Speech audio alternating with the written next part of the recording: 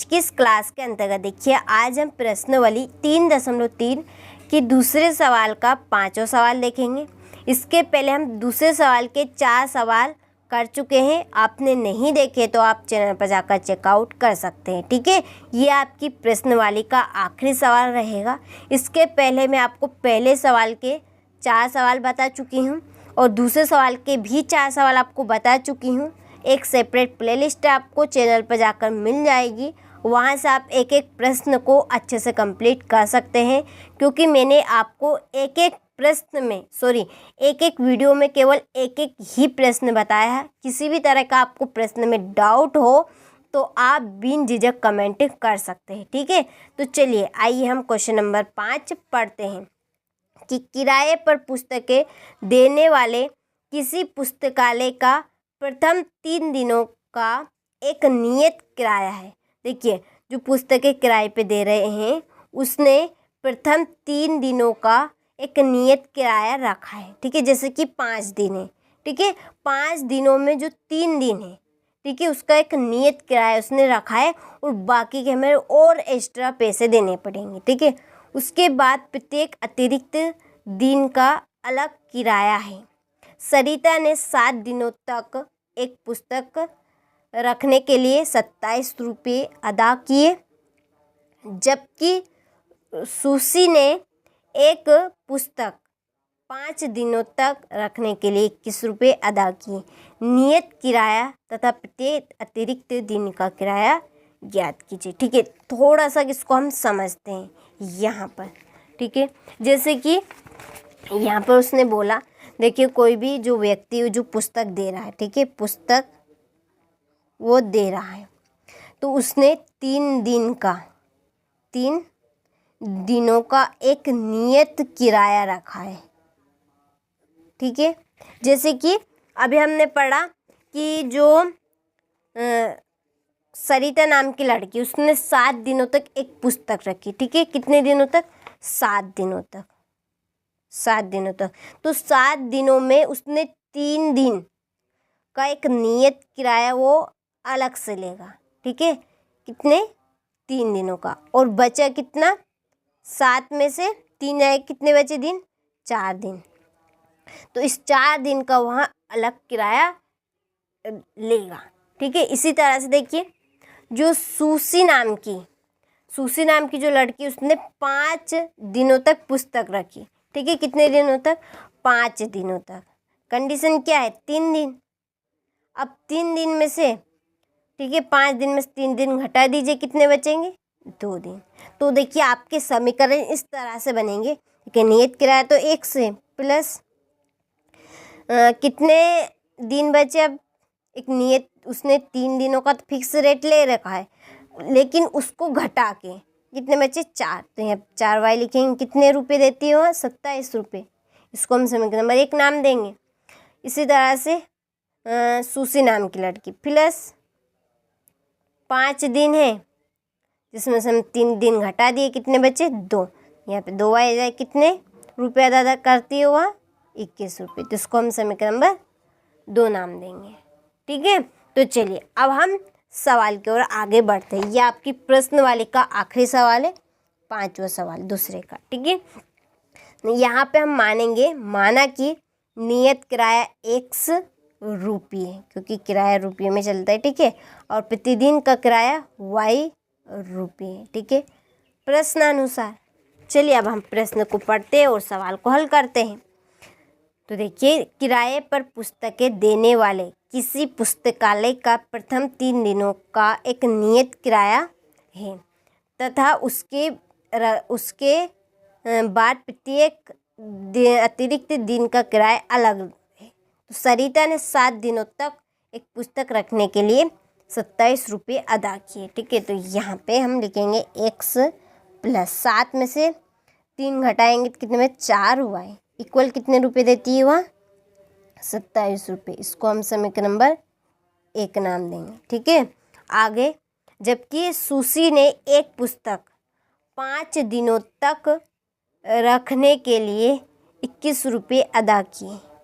ठीक है, 5 दिनों तक x प्लस 3 घटाएंगे तो हम कितने बचेंगे, 5 में से 3 घटाएंगे 2y इक्वल कितने रुपए, 21। ये समीकरण नंबर 2। ठीक है, चलिए अब हम यहाँ पर ना तो गुणा करेंगे, कुछ भी नहीं करेंगे, डायरेक्टली चिन्ह बदलेंगे। देखेंगे चिन्ह बदलने पर, कंडीशन ही ऐसी है, चिन्ह बदलने पर देखिए हम चिन्ह बदलेंगे ना तो डायरेक्टली ही कट जाएगा। ये प्लस का है तो माइनस का आ जाएगा, प्लस का है ये भी माइनस का आ जाएगा, प्लस का है तो ये भी माइनस का आ जाएगा। ठीक है, तो ये प्लस माइनस कैंसिल। अब ये बीच वाले को दबा लीजिए, ऊपर प्लस है नीचे माइनस तो घटेगा, एक माइनस और एक प्लस होता है तो घटता है, तो कितने बचेगा 2y इक्वल, यहाँ पर भी बीच वाले को दबा लीजिए, ये भी माइनस प्लस है तो 27 में से 21 जाएंगे तो कितने बचेंगे 6। ठीक है, चलिए आगे देखिए, y इक्वल 6 और ये 2 बटे में आ जाएगा तो 2 तिया 6, तो y इक्वल 3। y का मान हम कहाँ पे रखेंगे, समीकरण नंबर 1 में, तो y, चलिए इसको हम इधर ही कर लेते हैं। ठीक है, इधर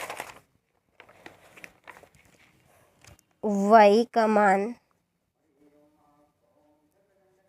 समीकरण नंबर 1 में रखने पर समीकरण नंबर 1 क्या बना था हमारा, x प्लस 4y इक्वल 27। चलिए x प्लस, सॉरी यहाँ पर 4 आएगा इंटू एक्स, y का मान 2 तिया 6 3 आया था, ये 27। ठीक है, x प्लस 3 चुको 12 इक्वल 27, तो 1 इक्वल 27 माइनस 12। ठीक है, चलिए x इक्वल 7 में से 2 जाएंगे तो कितने बचेंगे 5, और 2 में से 1 गया तो 1। ठीक है, तो ये हमारा x का मान भी आ गया। देखिए ये उसने 3 दिनों का जो रेट रखा है कितने हैं, 15 रुपये। ठीक है, कितने रुपये रखा है उसने, 15 रुपये, और ये, और वहाँ 1 दिन का कितना रुपये लेगा, 3 रुपये। ठीक है, तो देखिए 4 दिनों का 27 रुपये क्या होगा क्या, चलिए हम यहाँ पर कर लेते हैं। ठीक है, तो यहाँ पर लिखेंगे मैं 4 इंटू कितना है 3, 4 इंटू 3 नहीं आएगा। ठीक है, 1 दिन का 3 रुपये, तो 4 दिनों का कितना आएगा। ठीक है, देखिए वह 4 दिनों का कितना लेगा। ठीक है, तो देखिए 3 रुपये, 1 दिन का 3 है, 4 दिन का कितना है, 3 चुको 12। ठीक है, 4 दिनों का वहाँ 12 रुपये लेगा, और उसका 3 दिनों का जो फिक्स रेट है ना कितना है 15। तो देखिए हम 15 और 12 जोड़ते हैं, क्या आता है कि हमारा आंसर 5 और 2 कितने होंगे 7, ने 1 ने 1 2। ठीक है, आ गया। अब इसी तरह से देखिए जो रूसी ने, ठीक है, रूसी ने दिया कितने 21 रुपये। ठीक है, तो उसने 3 दिनों का तो हमारा 15 रुपये फिक्स रेट है, उसने 5 दिनों यानी कि 2 दिन का, ये 2 इंटू एक्स का मान कितना है 3, 3 दूने 6। ठीक है, 15 और 6 कितने होंगे 21। सही है, हमारा आंसर प्रॉपरली सही आ गया। ठीक है, तो यहाँ पर लिखेंगे मैं अतः, ठीक है, अतः नियत किराया, नियत किराया कितना है, x इक्वल 15 रुपये, और अतिरिक्त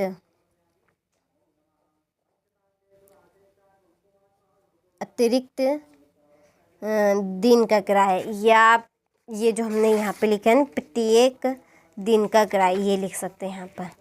चलिए इसको हम कट करते हैं। ठीक है, प्रतिदिन प्रतिदिन का किराया y इक्वल कितना आया है, y इक्वल 3 रुपये। ठीक है, दोनों को हम ब्रैकेट में इस तरह से लिख देंगे और यहीं पर आंसर लिख देंगे। ठीक है, तो ये हमारा प्रॉपर्ली सवाल हो चुका है। तो आप यहाँ से इस सवाल का स्क्रीनशॉट लें।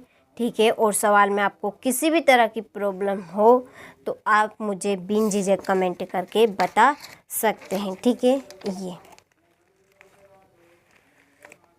अतः खिलाएंगे आप अच्छे से लिखिएगा। ठीक है, तो ये हमारा प्रश्नावली 3.3 पूरी तरह से ख़त्म हो गई है।